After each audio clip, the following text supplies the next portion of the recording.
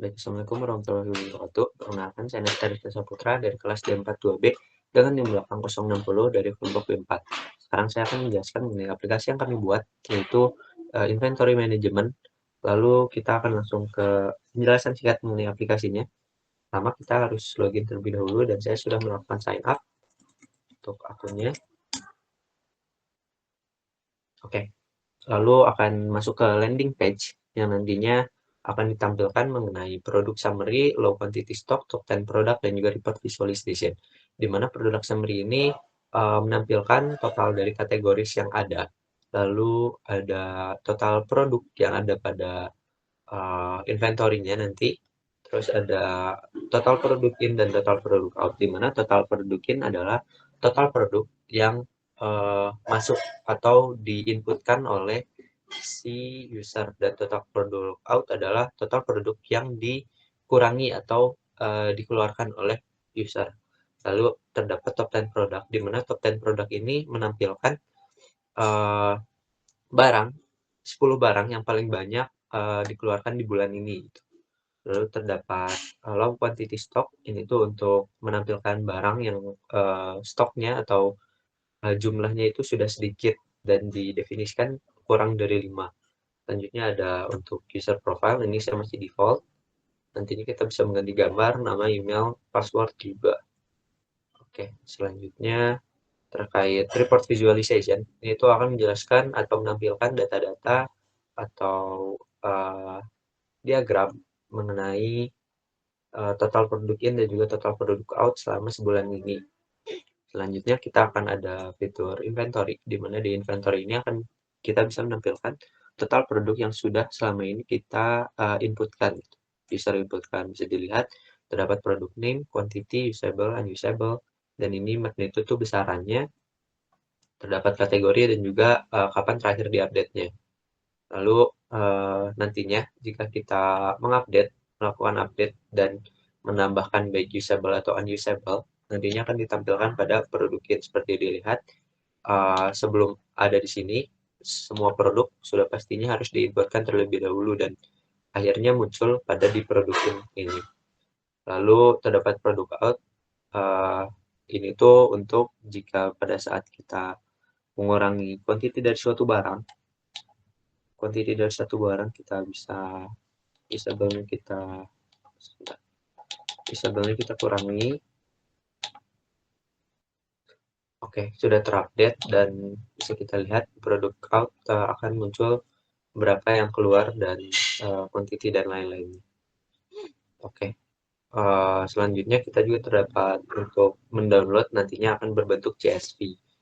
Ini bisa menambahkan add product juga atau search dan juga memfilter.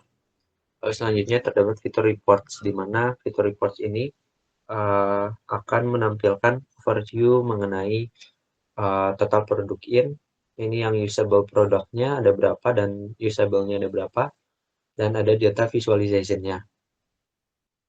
Untuk produk out juga sama. Oke. Oke, selanjutnya saya akan menjelaskan mengenai prinsip-prinsip yang ada pada program kami. Di program kami menggunakan 3 teknologi, yaitu React sebagai front end-nya, Laravel sebagai back end-nya, dan juga kita menggunakan Postgres untuk database yang digunakan pada aplikasi kita. Lalu terdapat 3 prinsip bahasa pemrograman. Yang pertama ada functional programming, di mana functional programming ini tuh ada pada teknologi React, di mana React itu menerapkan paradigma functional programming, di mana elemen-elemen HTML itu nantinya akan dibuat dengan memanggil function untuk komponen dari HTML tersebut tuh. Contohnya tuh pada yang bagian sidebar ini, di mana terdapat function sidebar dan komponen HTML itu dijadikan jadi return untuk si function tersebut gitu. Dan prinsip-prinsip pada functional programming itu yang digunakan ada 2, yaitu pure function dan juga data immutability. Di mana kedua prinsip ini tuh dicapai dengan konsep state pada React, dan state ini tuh bersifat immutable yang nantinya akan berakibat di mana fungsinya itu menjadi pure dan output dari si function tersebut dapat diprediksi gitu. Dan kenapa kita memilih functional programming dan React sebagai teknologi dan prinsip bahasa pemrograman yang kita pakai karena agar program kami itu atau aplikasi kami UI-nya yang dihasilkan tuh minim bug karena adanya data immutable di mana output-nya itu tetap terprediksi gitu. Lalu terdapat uh, agar karena berbentuk fungsional dan jadinya komponen dari program front-end akan bersifat modular dan lebih reusable. Yang kedua, prinsip yang ada pada program kami yaitu object oriented programming, di mana itu digunakan atau ada pada Laravel. Nah, Laravel ini menggunakan banyak konsep-konsep yang ada pada OOP, seperti contohnya encapsulation yang ada pada bagian hampir semua struktur pada OOP encapsulation, di mana ini tuh membuat apa ya, komponen pada aplikasi itu dibuat menjadi kelas dan juga objek gitu agar saling terisolasi satu sama lain dan cara mengaksesnya itu dapat dikendalikan dengan akses modifier seperti public, private, dan lain-lain. Dan juga terdapat inheritance seperti pada contoh ada pada extend controller di mana nantinya kelas dashboard ini menginherit dari kelas controller. Dan seperti yang tadi sudah dibilang, encapsulation itu terdapat kelas dashboard controller dan kelas-kelas lainnya gitu untuk mengenkapsulasi. OOP sendiri dipilih agar memudahkan dalam menangani entitas-entitas yang mewakili skenario dunia nyata gitu karena objek-objek itu kan uh, nantinya saling berinteraksi. Lalu kelas dan objek juga membuat kode itu lebih reusable gitu. Kita tidak perlu menduplikat kode.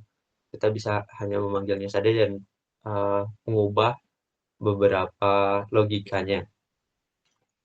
Dan ya anggota kelompok dari kami pun lebih familiar dengan paradigma OOP dan dibanding paradigma lainnya dan juga teknologinya gitu. Karena beberapa orang sudah ada yang memakai Laravel.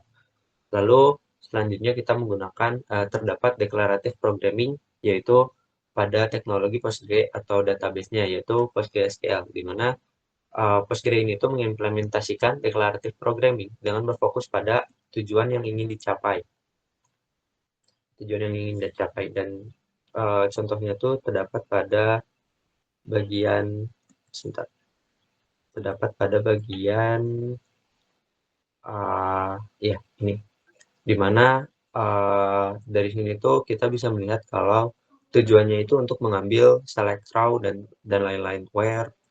Jadi prinsip bahasa pemrograman yang dipakai itu declarative programming untuk pada teknologi Postgre. Kenapa kita memilih declarative programming? Karena untuk memudahkan eksekusi dari logika yang kompleks seperti kasus-kasus di atas yang untuk mengambil di mana dan ada kondisi-kondisi tertentu.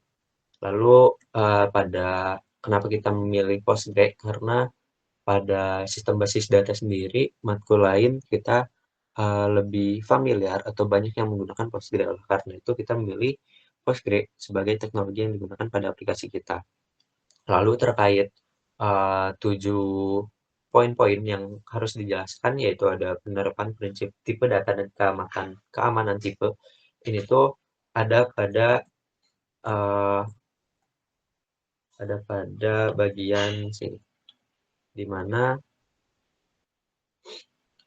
sebelum data-data diambil kita harus terlebih dahulu melakukan validasi gitu untuk tipe data dan juga agar uh, aman gitu agar si datanya itu konsisten di mana dilihat untuk variable name items ini tuh tipe datanya harus berupa string dan lain-lain. Lalu selanjutnya untuk prinsip enkapsulasi seperti yang sudah dijelaskan sebelumnya di mana Laravel tuh menggunakan prinsip bahasa pemrograman OOP yang mana nantinya akan dibuat kelas-kelas dan juga objek-objek gitu untuk menenkapsulasi beberapa logika yang serupa. Lalu eh, terdapat untuk prinsip yang modularitas, seperti yang tadi sudah dijelaskan juga, di mana React itu menggunakan jadinya berupa pure function, dan oleh karena itu dari pure function tersebut kode-kode atau komponen yang pada aplikasi kami itu lebih reusable dan juga modularitas gitu, karena logika-logika pemrograman atau algoritma dibagi menjadi beberapa function. Seperti pada Laravel juga dibagi menjadi beberapa kelas, beberapa di dalam kelasnya beberapa function gitu. Itu menjadi modularitas dan akan memudahkan untuk meningkatkan usability. Lalu terkait penerapan prinsip konsistensi dan readability, itu tuh ada pada bagian user, di mana Nah, di mana dari pembuatan backend sendiri, penggunaan namespace itu konsisten gitu, di mana kelas itu akan menggunakan uppercase pada awal-awal kata, seperti user, U-nya uppercase, controller, C-nya uppercase, dan uh, untuk functionnya itu menggunakan lowercase, di mana update itu U-nya kecil. Dan kita juga terdapat uh, komentar untuk menambahkan readability gitu. Kita mengomentari ini tuh logikanya untuk apa.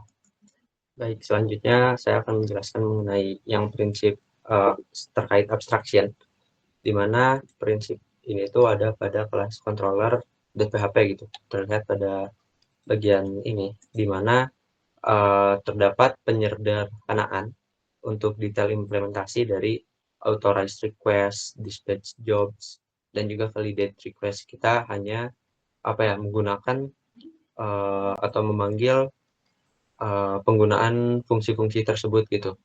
Dan ini tuh kita juga menjadikan struktur dasar dari kelas controller agar menjadi kerangka dasar gitu untuk controller lain di aplikasi yang kita buat. Lalu terdapat traits juga yang memungkinkan reuse, penggunaan ulang kode yang sudah ada tanpa perlu membuat implementasi baru pada kelas controller.